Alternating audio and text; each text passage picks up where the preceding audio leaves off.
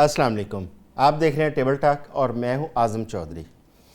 आज हम पाकिस्तान की अंदरूनी सियासत, पाकिस्तान के अंदरूनी मसाइल, पेट्रोलियम मसनूआत की कीमतें, उनके ऊपर बात करेंगे। बैनुल-अक़वामी जो जंग की वजह से जो असरात मुरतब हो रहे हैं पाकिस्तान की मईशत के ऊपर, उसके ऊपर भी थोड़ी सी बात करने की कोशिश करेंगे।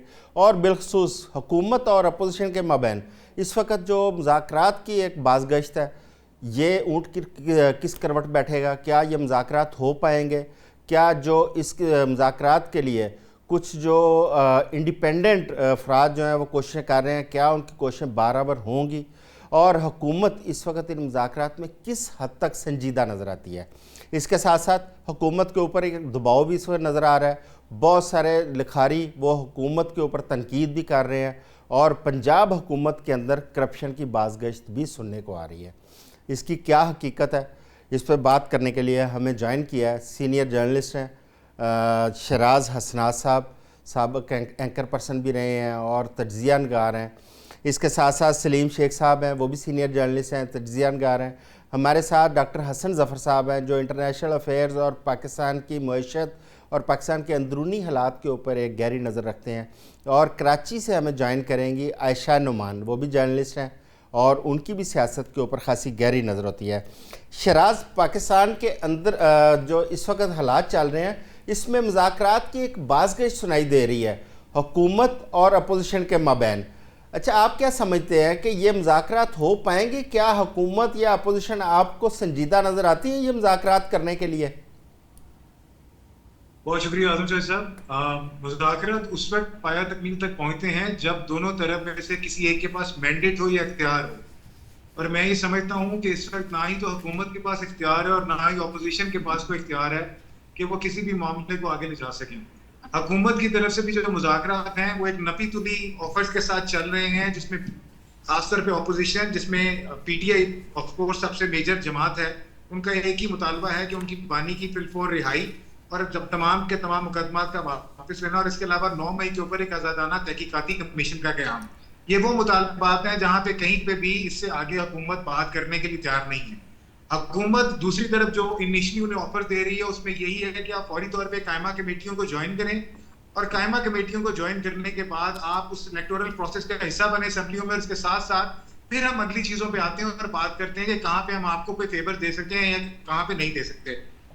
जो सिचुएशन है, हुकूमत के पास भी ये इख्तियार नहीं है कि वो बानी की रिहाई के ऊपर कोई काम कर सके या किसी भी सूरत में ऑपोजिशन को कोई क्लियर कट मार्जिन दे सके।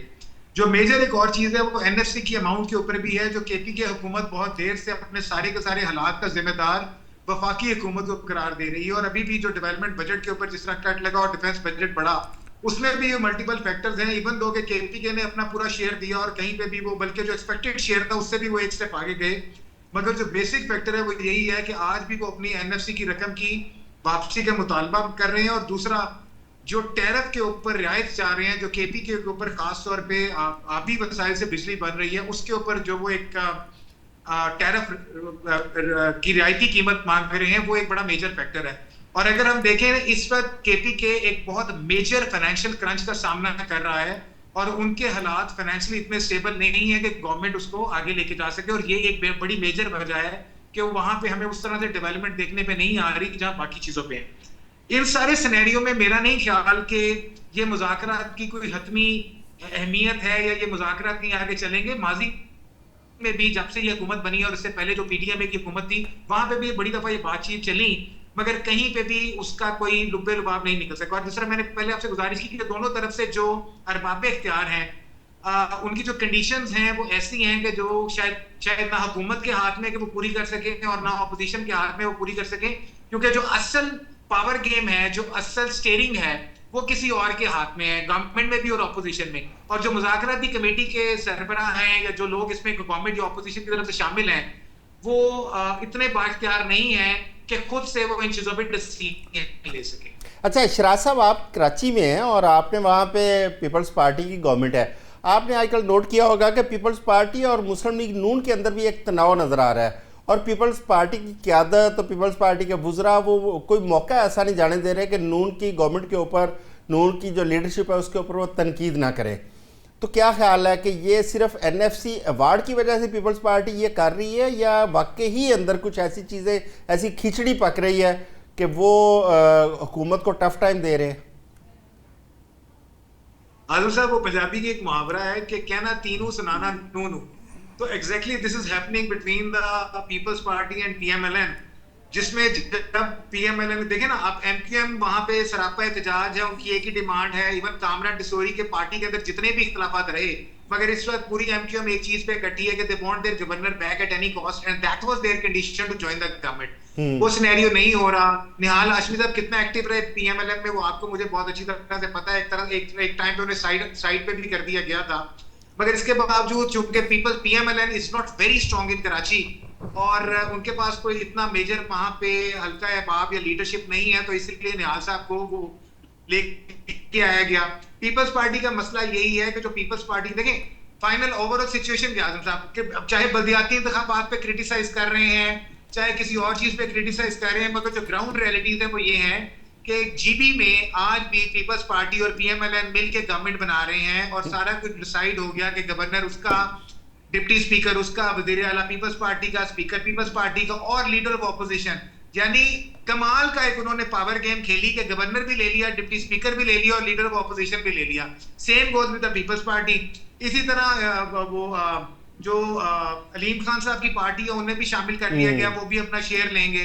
तो ये ज्यादातर लफ्जी गोलाबारी है जो कहीं ना कहीं मीडिया में जिंदा रहने के लिए एक दूसरे पे करते रहते हैं। ग्राउंड रियलिटीज ये है कि जहां पे इन दोनों पार्टियों का मफाद होता है, वहां पे ये वफाक में भी इकट्ठे काम कर रहे हैं, बिल्कुल ऐसे ही है। सिंध में भी एक तरह से इकट्ठे काम कर रहे हैं, पंजाब में भी इनके साथ अलाइनमेंट है, कश्मीर में भी अलाइनमेंट है, जीपी में भी अलाइनमेंट है, कोयटा में भी, बलूचिस्तान में भी इकट्ठे काम कर रहे हैं, केपीके में अगेंस्ट पीटीआई इकट्ठे काम कर रहे हैं। तो ये सारा कुछ कहीं ना कहीं मेरा नहीं ख्याल एग्जिस्ट करता है। हाँ, डिफरेंस ऑफ ओपिनियन आता है, जिस तरह पीपल्स पार्टी का डिफरेंस था जीबी के ऊपर, वो पीएमएलएन ने सॉर्ट आउट करा दिया, कुछ बड़े बैठे सॉर्ट आउट हो गया। कश्मीर के ऊपर पीपल्स पार्टी का जो ओपिनियन है वो नहीं समझ रही, जिस तरह गवर्नमेंट टैकल कर रही है वो राइट वे है, मगर ये एक ही हैं, ये एक ही रहेंगे। दुरुस्त बात, दुरुस्त कह रहे हैं। जब अवामी मसाइल की बात आती है उस वक्त पीपल्स पार्टी के पास एक ही जवाब होता है कि हम लोग हुकूमत में नहीं है, जबकि बाकी तमाम जो चाहे वो जीबी हो, कश्मीर हो, हर जगह पे वो इकट्ठे हैं। डॉक्टर हसन जफर साहब, एक कहा जाता है कि जो पाकिस्तान के अंदर जो सियासी इंतशार है उसकी वजह से पाकिस्तान की मईशत भी ठीक नहीं हो रही। ये किस हद तक दुरुस्त है कि मईशत के इस्तेहकाम के लिए सियासी इस्तेहकाम भी लाजमी है, कि अगर हम इसको दोनों को अलग-अलग करें तो क्या ये दोनों चीज़ें अलग-अलग ठीक नहीं की जा सकती? बहुत अच्छा सवाल है, थैंक यू वेरी मच आदम साहब। देखिए, पॉलिटिकल इंस्टेबिलिटी यूके में चल रही है पिछले 15 साल से, आप देख रहे हैं कोई 2-2.5 साल से ज्यादा कोई वजीर आजम नहीं रहता, और अमन अमान के हालात मैक्सिको में कितने बुरे हैं और दूसरे मुल्कों में कितने बुरे हैं, उनकी मईशत ठीक जा रही है।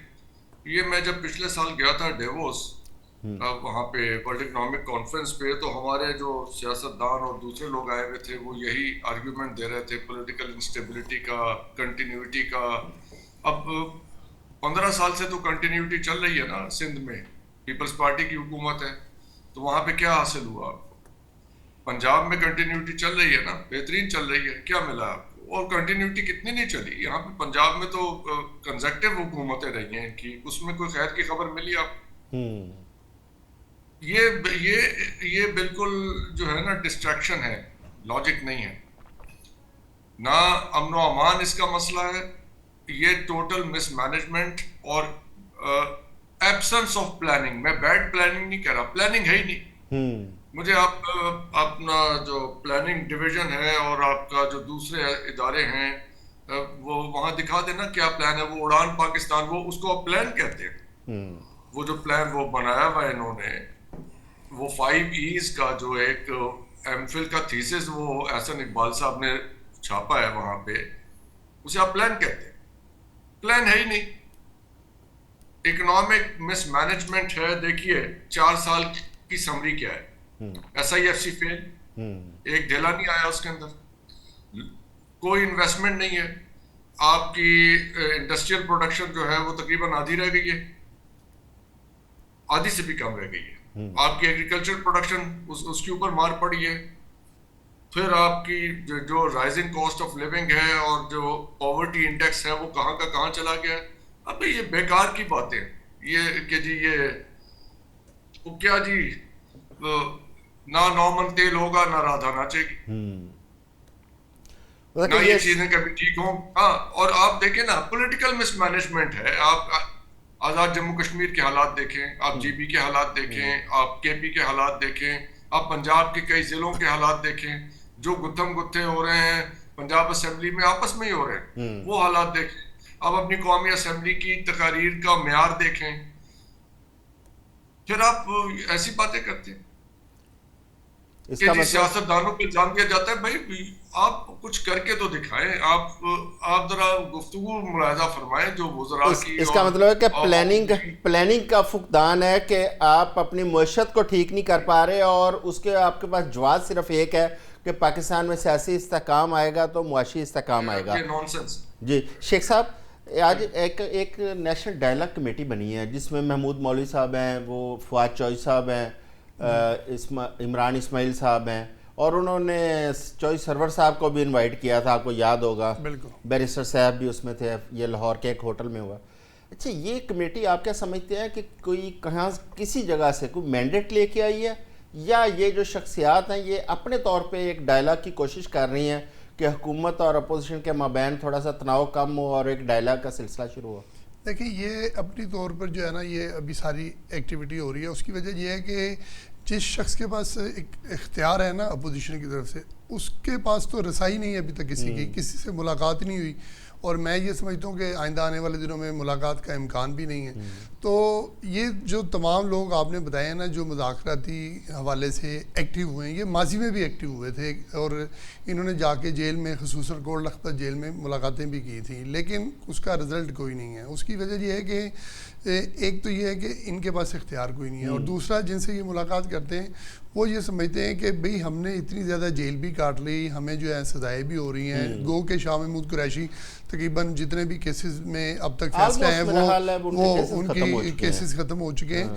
लेकिन वो कहते हैं कि अगर मैंने इस बात पर इनसे मुज़ाकरात कर लिए तो जो PTI का एक सोशल मीडिया सेल है वो इसको नहीं छोड़ेगा कि आप गद्दार हो गए हैं। ये एक बहुत बड़ा फैक्टर है जो कि मामलात को, माहौल को जो है वो एक अच्छे की तरफ नहीं लेके जाने दे रहा। और मैं ये समझता हूँ कि अगर जैसे अभी शराज साहब फरमा रहे थे कि मुज़ाकरात जो है वो दोनों के पास इख्तियार नहीं है, यानी अपोजिशन PTI के पास भी नहीं है और हुकूमत के पास भी नहीं है। देखें, लेकिन अगर मुज़ाकरात शुरू हों, कोई अच्छी बात सामने आए, और फिर ऐसी बात भी बन सकती है कि उस मुज़ाकरात के दरमियान ही ये बात हो कि हमारी कम से कम जो है बानी PTI से एक मुलाकात करवा दें, ताकि उससे थोड़ा सा गो अहेड लेके फिर मुज़ाकराती कमेटी जो है वो बाहर आके बयान दे, सोशल मीडिया पर, मीडिया पर चले, तो जो PTI का वर्कर है उसको यकीन हो कि भाई ये जो अंदर से आए हैं, आके जो ये बात कर रहे हैं वो दुरुस्त है और हमें किसी ना किसी सिमत में जाना है। लेकिन मैं ये समझता हूँ कि जब तक के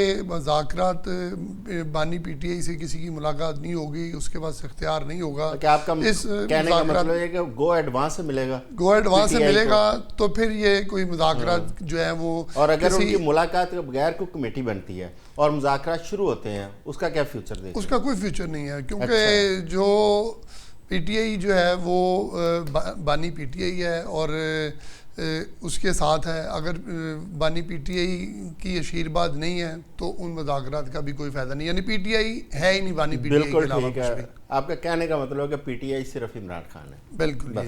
आयशा, बार बार कहा, हुकूमत की जानिब से कहा जाता है कि हमने अपोजिशन को मुज़ाकरात की दावत दी, हमने अपोजिशन को बार बार बुलाया, लेकिन मुझे याद है कि प्राइम मिनिस्टर की जानिब से 2 दफ़ा ऑल पार्टीज़ कॉन्फ्रेंस अनाउंस की गई।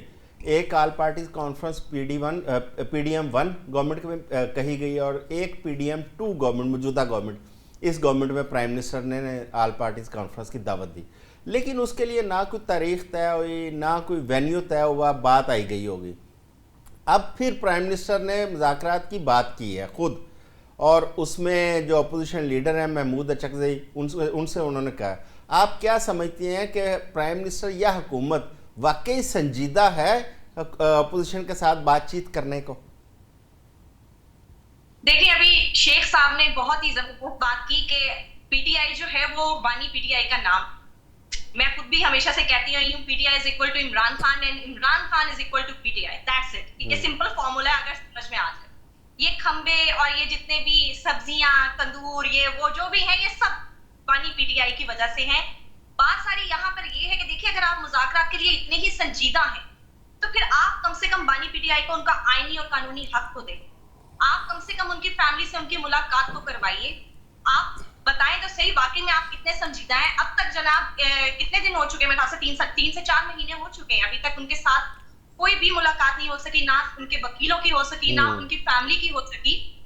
तो अगर वजीर आजम साहब को लगता है कि पाकिस्तान में वाकई सियासी इस्तेहकाम जो है वो उसकी अशद जरूरत है, तो ये इमरान खान का मामला हल किए बगैर वो नहीं आ सकता। क्योंकि इस वक्त पाकिस्तान की ये बात बिल्कुल तय है कि पीटीआई जो है एक पॉपुलर जमात है, उनके लीडर बहुत पॉपुलर हैं, और उनकी मुलाकात के बगैर, उनसे मामला तय किए बगैर इस वक्त जो है पाकिस्तान की सियासत आगे नहीं बढ़ रही। देखिए, 4 साल में कौन सा ऐसा इकदाम है जो नहीं किया गया।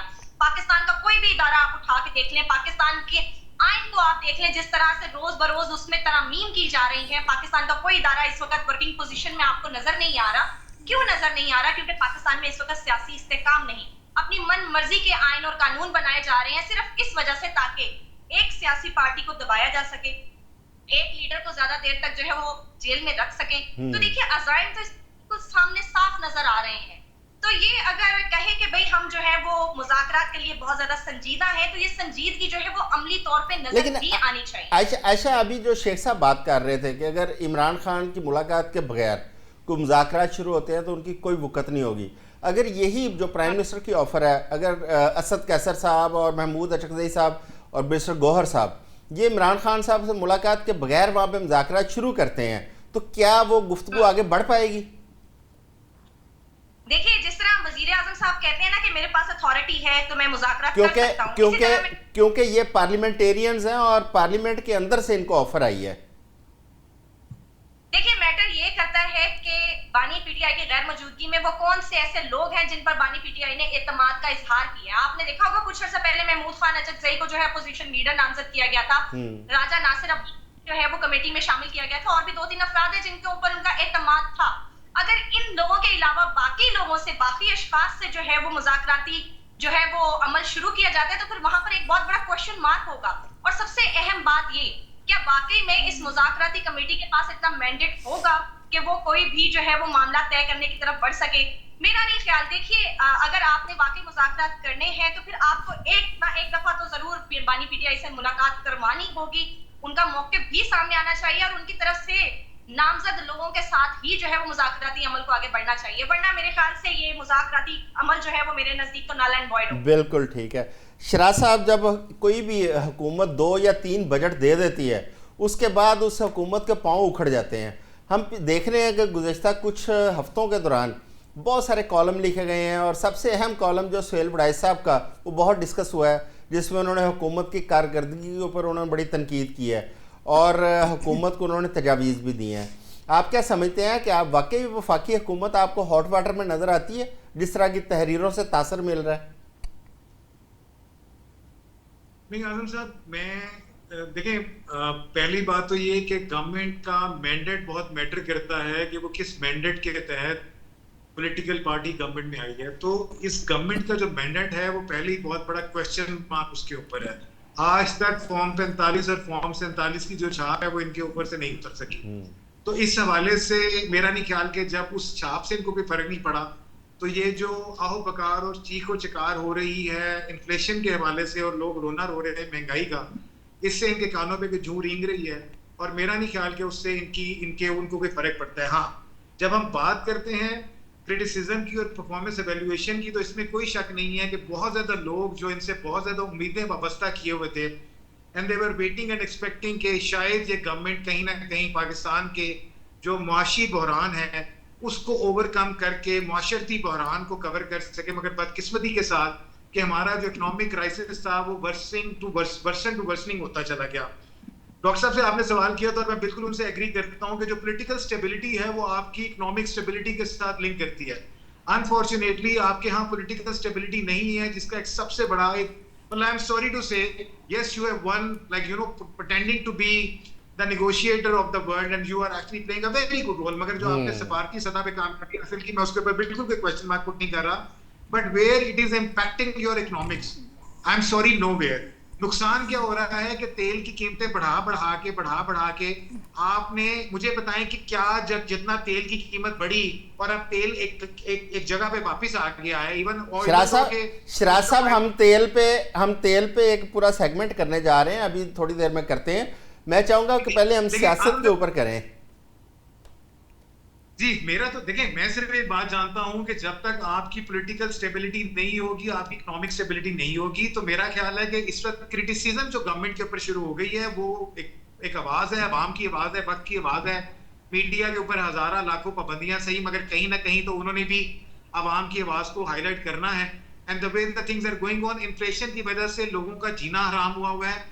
आप किसी भी बंदे को उठा के देख लें, Where the things are going on, आज लोग आपसे रोटी, कपड़ा और मकान की बात नहीं कर रहे, आज लोग सिर्फ आपसे रोटी की बात कर रहे हैं कि क्या हम अपने बच्चों को 2 वक्त 3 वक्त तो भूल जाए ना, हम लोग 3 वक्त तो कहीं अब एग्जिस्ट नहीं कर रहे, क्या 2 वक्त की भी रोटी दे सकते हैं? और मेरा नहीं ख्याल कि अगर आप उसका रेशियो उठा के देखें तो वो किस हद तक है। हमारे मैकेनिज्म ही हो रहे हैं पॉवर्टी को एवेल्युएट करने के, तो मेरा नहीं ख्याल कि इस गवर्नमेंट को अभी कोई खतरा है। हाँ, अलबत्ता आने वाले दिनों में जो सर्कमस्टांसेस हैं, जो अनफॉर्चुनेटली अगेन जो बजट दे रहे हैं, जो टैक्सों का बर्डन अवाम पे डाली जा रहे हैं, जिस रेशियो पे ये उसको एक्सपेंड कर रहे हैं, उससे होगा। देखिए, सिर्फ आप अगर सर्विस सेक्टर को उठा लेना तो आपका तकरीबन 70-80% जो बजट का इनकम है वो सर्विस सेक्टर से आता है। मेरी आपकी तनख्वाहों से जा रहा है, वो जाता रहेगा और उसमें हम सड़ते करते रहेंगे, उसका हमारे पास कोई हल नहीं है।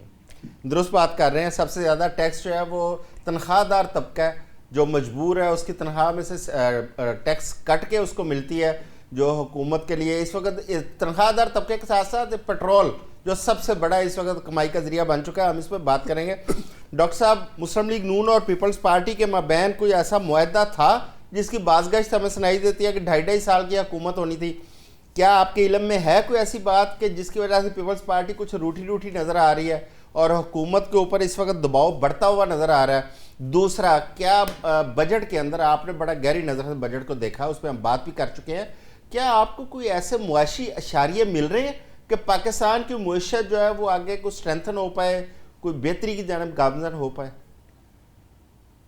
2 सवाल। ये जो चार्टर ऑफ डेमोक्रेसी था, ये और क्या था? यही अरेंजमेंट था ना। और आप देखें कि आप, मेरे पास ये 2008 से लेके अब तक की डिटेल है इकोनॉमिक ग्रोथ की। 2008 में 2.2%, 2009 में 3.4%, 2010 में 1.5, ये जरदारी साहब का दौर है, सुन लें जरा। 2011 में 2.6, 2012 में 3, 2013 में 4, 2014 में 4, 2015 में 4, ये नवाज शरीफ साहब का दौर है। 2016 में 6.5, 2017 में 4.3, 2018 में 6.1, 2019 में 2.5, 2020 में -1.2, ये इमरान खान साहब का दौर है। 2021 में 6.5, ये 2019 और 20 जो है कोविड का टाइम है, याद रखिए। 22 में 4.7, 23 में -4, और ये इनकी माशी कारकर्दगी का पूरा चार्ट हमारे सामने है। अच्छा जी, 2008 से 2013 तक जरदारी साहब की हुकूमत रही, उनका अपना प्राइम मिनिस्टर चेंज हुआ, गवर्नमेंट तो 5 साल रही ना। फिर 2013 से 2018 तक नवाज शरीफ 5 साल रहे ना जी।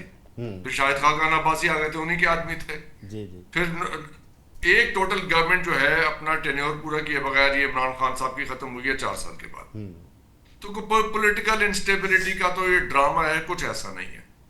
बाकी आपस में अरेंजमेंट है। अब सारे तो बैठे हुए हैं गवर्नमेंट के अंदर, निकाले तो किसे निकालें और लाएं तो किसे लाएं, ये है किस्सा। अब कोई बंदे ढूंढ रहे हैं तो कहां से लेके आए, कौन सी दुनिया के लोग यहाँ पे लाके लगाएं, सारे तो बैठे हुए हैं अंदर। और तो ये है इस वक्त प्रॉब्लम। और तमाम सियासी जमातें पाकिस्तान की इस वक्त हुकूमतों में है, कोई सूबे में है और कोई वफाक में है। पीटीआई भी हुकूमत में बैठी हुई है। बिल्कुल, एक सूबा उनके पास है। जो कौमी असेंबली में बैठे हुए हैं, मैं आपको एक वाकया बताता हूँ। इनके बहुत बड़े लीडर हैं, पीटीआई के नाम नहीं बताता उनका, क्योंकि जिन्होंने मुझे बात बताई है मैंने उनसे वादा किया था नाम नहीं बताऊं। ठीक है। दुबई में उनकी बेगम और बहुत उन्होंने कैदो बंद की सोबतें सही हैं। अच्छा। पीटीआई के लीडर, ठीक है, उनकी बेगम और उनकी बेटी के पास है ब्लू पासपोर्ट, इस हुकूमत ने जारी किया है। ठीक है। दुबई में उन्होंने बहुत ही एक्सपेंसिव प्रॉपर्टी ये कोई साल या 6 महीने पहले खरीदी है। सब ही ओके जा रहे हैं, कोई प्रॉब्लम नहीं है। अच्छा, किसी को कोई प्रॉब्लम नहीं है। अब निकाले तो किसे निकालें, लाएं तो किसे लाएं। एक आदमी बाहर बैठा हुआ है पूरे सिस्टम में से। बिल्कुल ये है ठीक किस्सा। होगी। और जो 2-4 बंदे इस वक्त स्पेशल समझे जा रहे हैं, सर आप यकीन करें, जो लोग इस वक्त असेंबली में पीटीआई के बैठे हुए हैं वो बहुत मजे में हैं, कोई प्रॉब्लम नहीं चल रहा उनकी लाइफ। शेख साहब, जो 2-3 लोग ऐसे हैं जिनका किसी पार्टी से कोई तल्लुक नहीं है लेकिन वो बहुत इंपॉर्टेंट है। मोहसिन नकवी साहब बहुत इंपॉर्टेंट है, फैसल वावडा साहब बहुत इंपॉर्टेंट है। बिल्कुल। अब फैसल वावडा साहब ने पंजाब के ऊपर बिलखसूस उन्होंने एक सवाल खड़ा किया है कि पंजाब के अंदर बड़ी करप्शन हो रही है। अच्छा, एक तो मलक अहमद खान हमें बड़े रूठे रूठे नज़र आ रहे हैं। आप असेंबली की रिपोर्टिंग करते हैं, रोज़ाना जाते हैं, बिल्कुल। कुछ इस पर भी थोड़ा सा रोशनी डालिए। और दूसरा, ये जो पंजाब की करप्शन के किस्से आ रहे हैं सामने, इनमें कितनी हकीकत है? देखें आजम साहब, इसमें हकीकत तो बिल्कुल कुछ नहीं। मलक अहमद खान के जो रूठे अभी रूठे हकीकत नहीं, करप्शन पे बात कर लेते हैं कि अभी इसमें हकीकत सामने नहीं आ सकती, क्योंकि हमने माजी में देखा है कि बहुत कम होता है कि हुकूमतों की करप्शन जो है वो हुकूमतों के सामने नज़र आती हो। तो ज़बानों पे बातें तो आ जाती हैं, लेकिन वो अगर बात होती है तो किसी वजह से होती है। और जिस तरह आपने फैसल वाडा का नाम लिया कि वो एक ऐसे जगह से ताल्लुक़ रखते हैं कि वहाँ पर समझा जाता है कि ताकत सारी वहाँ पर है। तो हो सकता है कि उनके पास जो इन्फॉर्मेशन हो तो वो मेरे पास बिल्कुल नहीं हो सकती, और उनको जिन लोगों ने इन्फॉर्मेशन दी होगी तो हो सकता है उनके पास वो दुरुस्त भी हो, क्योंकि जिस तरह वो दावे करते हैं कि आप देख लीजिएगा 1 महीने बाद 2 महीने बाद, अब उन्होंने कहा कि मैं जुलाई में पाकिस्तान से बाहर जा रहा हूँ, वापस आऊँगा तो फिर आगे कुछ बताऊँगा। और दूसरा, आपने जो मलक मोहम्मद अहमद ख़ान की बात की है, स्पीकर पंजाब असम्बली की, तो मैं समझता हूँ कि मलक मोहम्मद अहमद ख़ान जो है वो बड़े मंजे हुए सियासतदान हैं और वो बड़ी अच्छी गुफ्तगू भी करते हैं। और फिर मैं समझता हूँ कि वो जो असम्बली में बात कर रहे हैं ना, वो कह रहे हैं कि जो अपोजिशन है उसके पास सिर्फ एक यही फोरम बच गया है कि उसको भी यहाँ पे बात कर लेने दें। अगर यहाँ पर बात नहीं करेंगे तो फिर और कहाँ पर बात करेंगे? नहीं, लेकिन वो अपनी जो पार्टी की हुकूमत है, अपनी पार्टी पॉलिसी के खिलाफ जा रहे हैं ना। उनकी पार्टी तो नहीं उनको वैक्यूम देने को तैयार।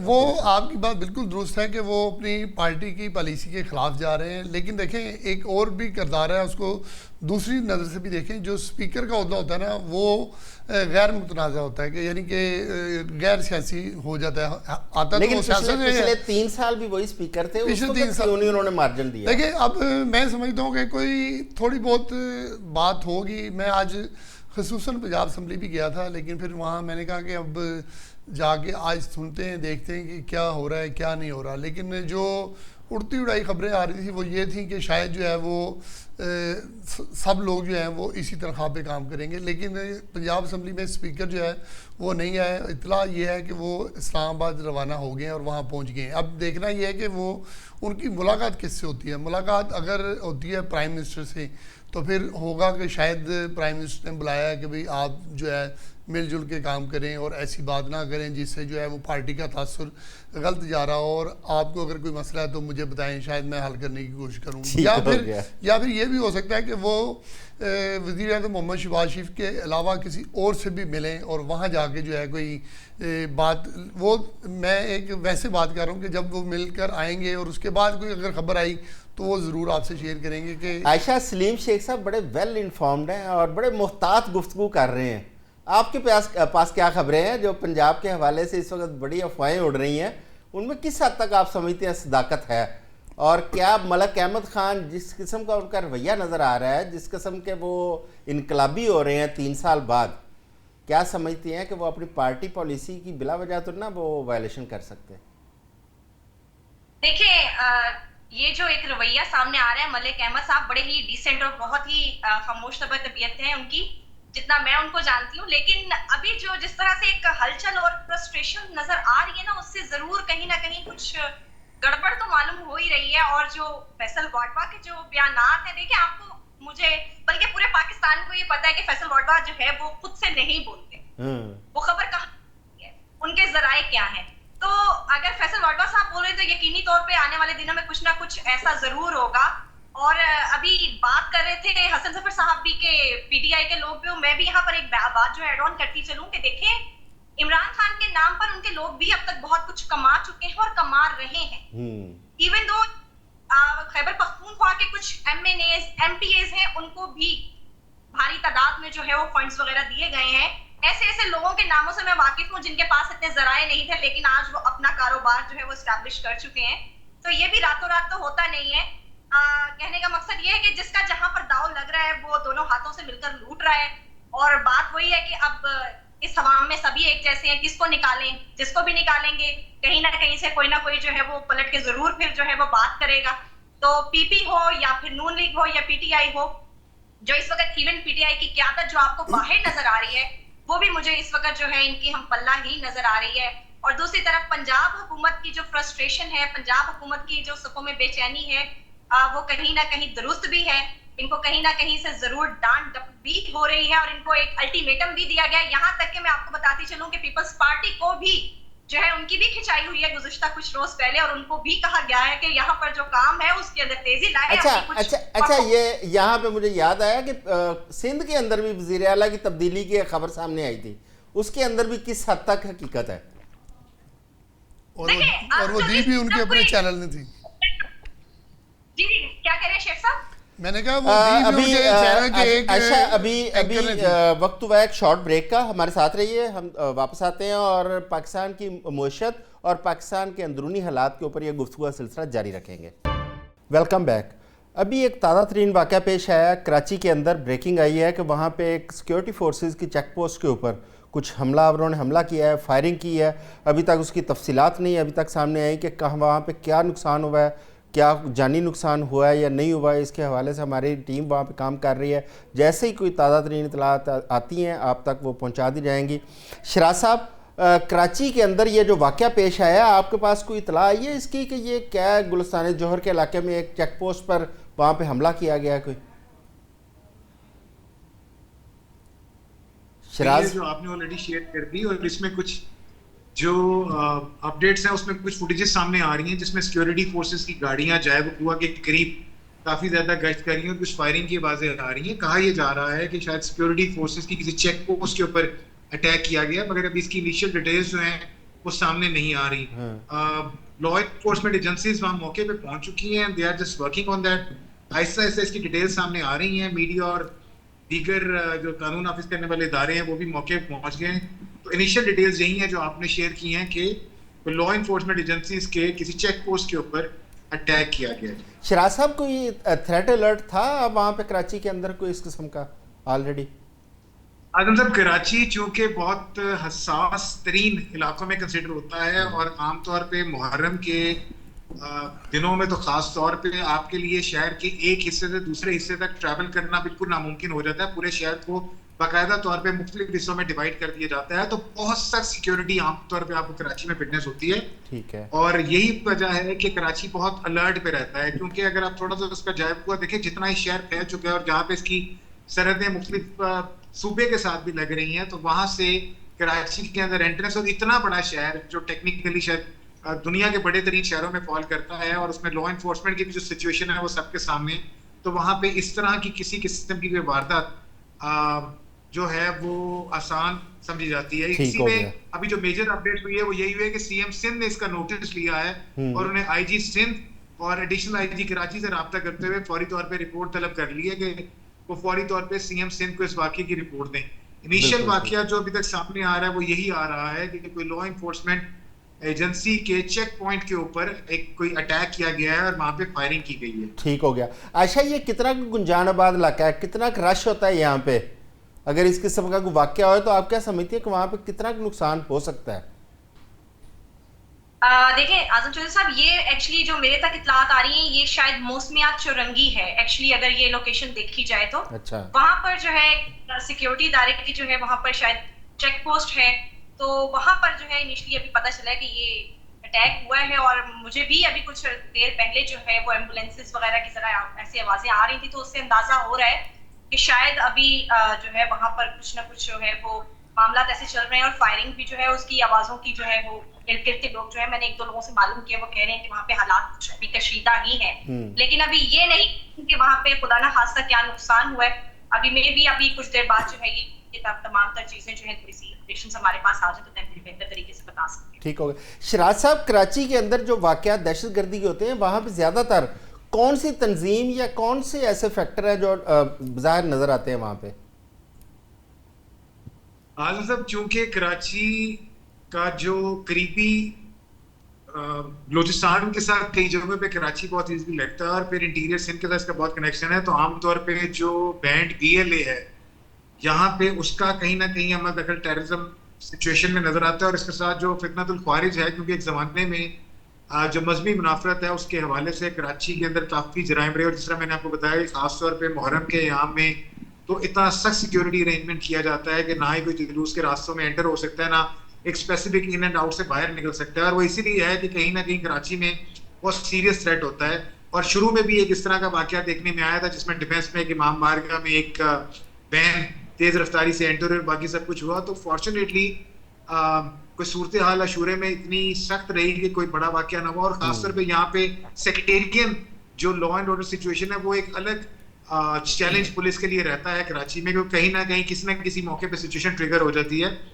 तो कराची में चूंकि आजम साहब यू हैव टू अंडरस्टैंड कि इतना बड़ा शहर है कि आपको एक जगह से दूसरी जगह जाने में प्रैक्टिकली शायद 2-2.5 घंटे लग जाए अगर आप कराची के एक कॉर्नर से दूसरे कॉर्नर तक पीक टाइम में जाना चाहें। मोटरसाइकिल पे भी लोग यहाँ पे 1-1 घंटे में ट्रैवल करते हैं अपनी डेस्टिनेशन तक पहुंचने के लिए, विच इज अनबिलीवेबल। तो सिचुएशन यहाँ पे यही है कि जो पुलिस है अनफॉर्चुनेटली वो इतने बड़े शहर के और लॉ एंड ऑर्डर को प्रॉपर मेंटेन करना उसके लिए फिजिकली इम्पॉसिबल है। मतलब इस शहर में अगर ट्रैफिक मैस को आप देख लें तो मेरा ख्याल है कि वो आप घंटों का, अगर कोई आपको इस शहर में ये एक्सक्यूज दे रहा है ना कि जी मैं ट्रैफिक की वजह से लेट हूँ, तो आपको मानना पड़ेगा, क्योंकि ये वाकई सिचुएशन है कि आपको कहीं पता नहीं चलता कि किस वक्त ट्रैफिक मैस हो जाए और आप उसके अंदर स्टक हो जाए। बिल्कुल। तो इसलिए यहाँ पे जो BLA वाला एलिमेंट है और फितनतुल ख्वारिज वाला एलिमेंट है, फितनतुल हिंदुस्तान वाला एलिमेंट है, वो यहाँ पे अक्सर पेनिट्रेट करते हैं, क्योंकि कराची को नुकसान पहुंचाने का मकसद ये है कि आप पाकिस्तान के बिजनेस हब को कहीं ना कहीं डैमेज कर रहे हैं, और उसका मतलब है कि कहीं ना पाकिस्तान की इकोनॉमी को डैमेज करने की कोशिश कर रहे हैं। बिल्कुल आप दुरुस्त कह रहे हैं शेख साहब,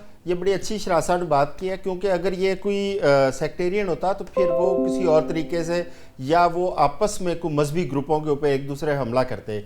ये सिक्योरिटी फोर्सेस के ऊपर किया गया है, ये वही या BLA फितनतुल ख्वारिज या फितनतुल हिंदुस्तान और बैरूनी फैक्टर जो है ये वही बाजार नज़र आते हैं। आपके पास क्या इन्फॉर्मेशन है? देखें, मैंने अभी ब्रेक में जो है वो अपने कराची में जो है ऑफिस में बात की है, तो अभी तक जो है कोई ऐसी इतला नहीं है, सिर्फ फायरिंग की इतला है। इससे आगे पीछे किसी को कुछ नहीं पता कि क्या हुआ है क्या नहीं हुआ है। सिर्फ इतना चल रहा है कि वहाँ पर फायरिंग की गई है और तमाम नफरी रेस्क्यू इदारे CTD और दीगर रेंजर्स वगैरह को जो है वो तलब कर लिया गया। इसके अलावा जो है मैं समझता हूँ कि इससे आगे बात करनी भी नहीं चाहिए, क्योंकि हमें जो है वो लोगों को एक ऐसी अथेंटिक चीज़ पहुँचानी चाहिए जिसका मतलब जो है वो अनारकी फैलाना ना हो। और दूसरा आपने कहा कि वो जो मुख्तलिफ़ किस्म के ग्रुप्स हैं, वो ग्रुप्स माजी में तो बहुत ज़्यादा काम करते रहे थे। अब मैंने देखा कि कराची काफ़ी हद तक जो है वो पुरसकून तो हो गया है, लेकिन फिर भी इस किस्म के लोग कहीं ना कहीं से आ जाते हैं हालात को ख़राब करने के लिए। तो अब देखना ये है कि सिक्योरिटी इदारे जो है इस पर कितनी जल्दी रिएक्ट करके जो है इसकी असल सूरत हाल पर पहुँचते हैं कि ये कौन लोग थे। बात का ये भी हो सकता है कि एक ग्रुप की दूसरे ग्रुप पर जो है वो ज़ाती नौयत की जो है वो फायरिंग हो, क्योंकि अच्छा ये मुमकिन है जो शेख साहब बात कर रहे हैं कि कराची के अंदर बहुत सारे ऐसे जराइम पेशा ग्रुप भी वहाँ पे मुतहर्रिक हैं, क्या ये भी मुमकिनात में तो हो सकता है कि कोई ऐसा ग्रुप हो जिसने हमला किया हो? देखिए, इसमें कोई दो राय नहीं है, ऐसा भी हो सकता है, लेकिन मुहर्रम के दिनों में खास तौर पे 11वें मुहर्रम को इस तरह का वाकया पेश आना, इसको हम इतना लाइटली नहीं ले सकते। मेरे ख्याल से इसके ऊपर जो है वो एक बहुत ही जामिया तफ्तीश भी होनी चाहिए और पूरा देखना चाहिए कि कहीं कोई सिक्योरिटी लैप्स तो नहीं है या फिर कोई ऐसे अनासर तो नहीं है जो जानबूझ के ये मुहर्रम के दिनों में जो है, क्योंकि आप देखिए कल 12वीं मुहर्रम है और 12वीं मुहर्रम को जो है ऑलमोस्ट पूरा जौहर जो है वो बंद होता है। यहाँ पर तकरीबन जो है ना कहीं पे आपकी मोबिलाइजेशन नहीं हो सकती जौहर में। तो यहाँ पर 11वें मुहर्रम को इस तरह का जो वाकया पेश आना ना, ये एक बहुत बड़ा जो है ये एक सिक्योरिटी थ्रेट भी हो सकता है। और मेरे ख्याल से जो है अब सिक्योरिटी इदारों को या फिर जो भी तफ्तीशी इदारे हैं उनको इसके मामले की तह तक जरूर पहुंचना चाहिए, क्योंकि कल का जुलूस और कल का जो दिन है वो काफी अहम है। तो इसके बाद जो है वो फिर देखते हैं कि आगे जाके क्या हालात बनते हैं, लेकिन मेरे ख्याल से भी अगर इस तरह का वाकया है तो इसको हमें बिल्कुल लाइटली नहीं लेना चाहिए। शराज, मुझे शॉर्टली ये बताइएगा, कराची के जो एंट्री एग्जिट पॉइंट्स हैं, क्या उनके ऊपर प्रॉपर सर्विलेंस है वहां पे कराची में? आजम साहब, बिल्कुल उसके अंदर कहीं ना कहीं देखें, हर शहर की तरह कराची के एंट्री एग्जिट पॉइंट पे भी सर्विलेंस है, मगर अगेन बदकिस्मती ये है कि उन सर्विलेंस का देखें, आप उसको कराची की पुलिस को, लॉ एंड ऑर्डर को आप पंजाब के साथ कंपेयर नहीं कर सकते। फॉर एग्जांपल, कराची में जो सेफ सिटी के कैमरे लगाए गए हैं और उनसे बहुत ज्यादा हाइप क्रिएट की गई थी चलान्स की और बाकी सब चीजों की, वो कैमरे इतने थर्ड क्लास थे कि जिनमें से अक्सरियत कैमरों की बिल्कुल फ्लॉप हो चुकी है, जो चलते नहीं है। और उन कैमरों का बेसिक पर्पज ये था कि कहीं ना कहीं ट्रैफिक कंट्रोल करके या ट्रैफिक के हवाले से वो लोगों को चलान इशू करें या बाकी करें। और उसके केस में अगर आप पंजाब का सेफ सिटी का देखें तो वो बहुत like it's quite a international standard existing over there. तो वो कुछ ऐसे एलिमेंट हैं कि इस मेगा सिटी के ऊपर अनफॉर्चुनेटली ना उसके इंफ्रास्ट्रक्चर पे तवज्जो दी गई और ना बाकी किया गया, और शहर की आबादी बढ़ती चली गई। पाकिस्तान का कैपिटल रहा है, पाकिस्तान का कॉर्पोरेट। शराज हसनात साहब आपका, आयशा नुमान साहब आपका, सलीम शेख साहब आपका और डॉक्टर हसन जफर साहब आपका बहुत बहुत शुक्रिया, आपने हमारे प्रोग्राम को ज्वाइन किया। अभी कराची की जो ताज़ा तरीन सूरत हाल जो भी आती है, वहाँ पे जिस किस्म के भी हालात पैदा होते हैं वो आपके सामने रखेंगे। हमारे साथ जुड़े रहिए। आज के लिए बस इतना ही, कल दोबारा आपकी खिदमत में हाजिर होते हैं। अल्लाह हाफिज़।